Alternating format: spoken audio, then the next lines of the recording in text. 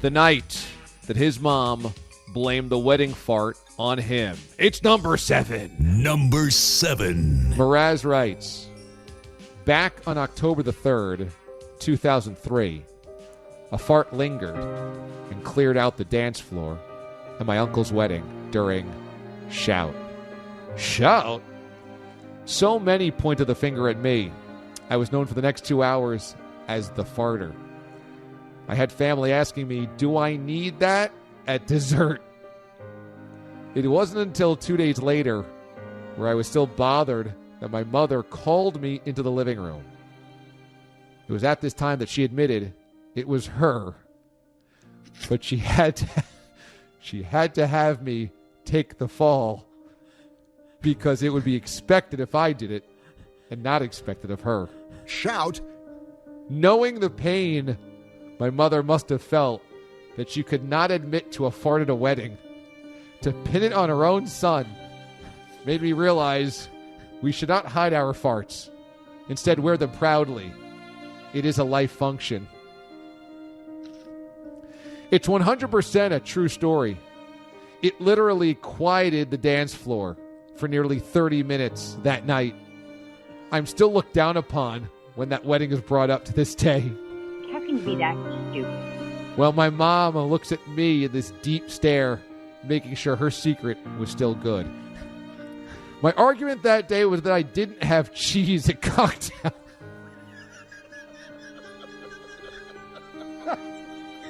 I didn't have cheese at cocktail hour, but nobody would accept that. The DJ thought that his set was bombing, but in fact, it was just my mom doing the bombing. I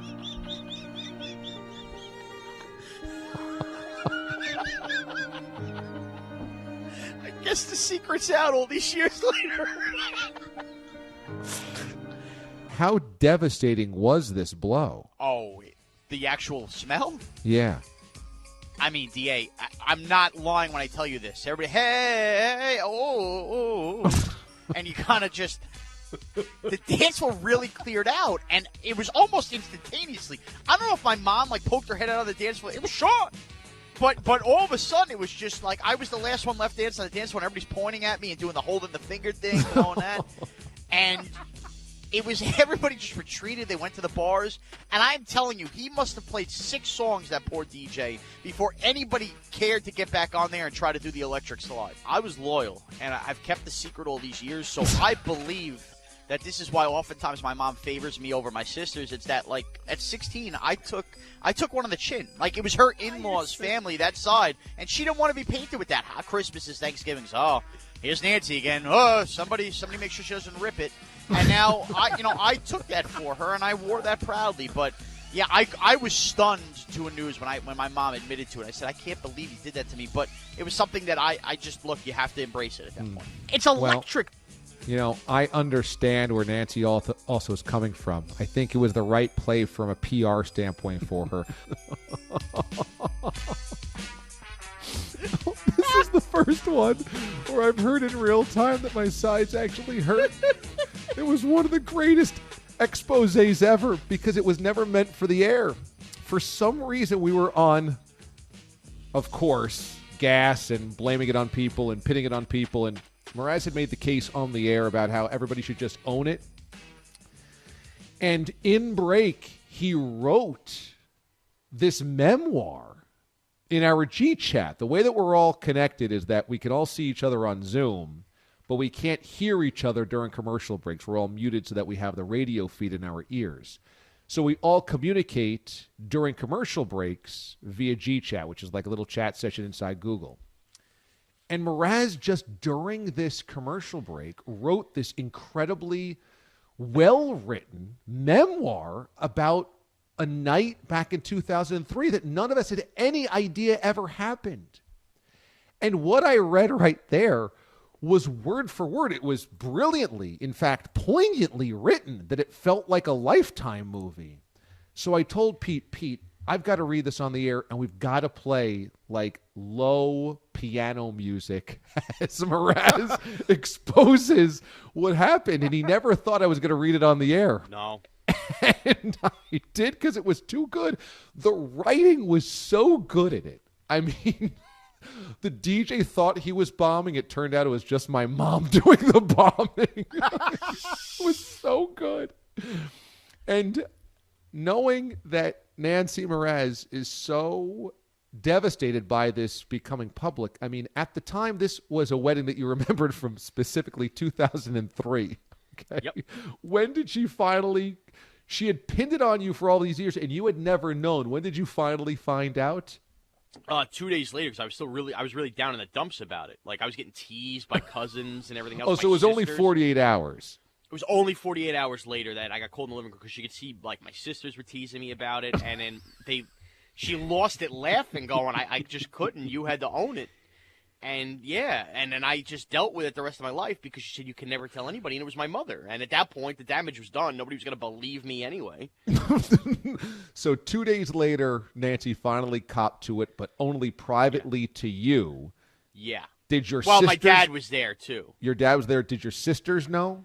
You know, it's funny. My sisters know to this day because, like, we talk about it internally.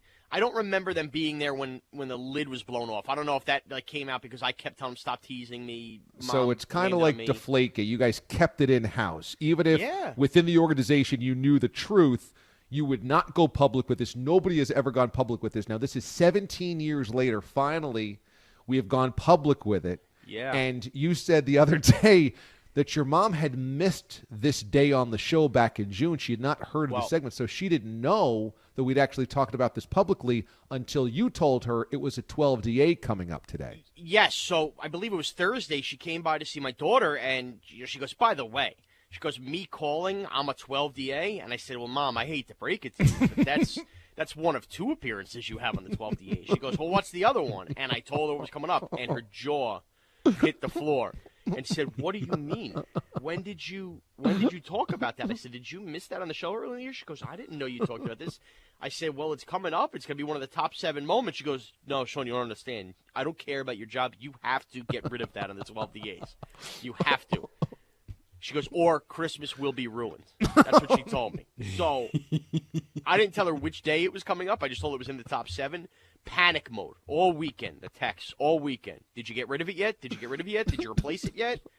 Do the art project story. Don't do that story. So you're supposed to erase the tapes here. You're supposed to act as though this never happened. Bury this. Right. DA will understand. I got a lot of that. DA will understand. You got to get rid of it. It's not too late. Replace it. I said, I can't do that.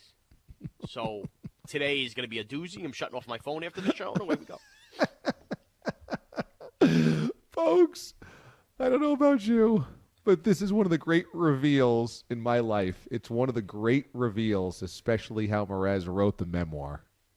Yeah, and, DA, you know that Nancy and I have been at odds for a long time now. Yeah. And I've used this, I've pointed to this episode in the past as a way to, be on Sean's side here and just wonder how a mom could do this to her kid. But as I thought about it more, and I knew it was coming today, so I spent some time this weekend going over all of the scenarios. And we just heard from Nancy last week when she called in to defend her Jeopardy-ready knowledge up against Sean's limited intellectual capacities, using her words. And I feel like Nancy, now really thinking about this, I think Nancy deserved this out. Think of all of the things that she has done for Sean to drag him to this point in his life. The one thing she needed from her son in return was cover from an embarrassing moment. Could she have picked a better time? Possibly.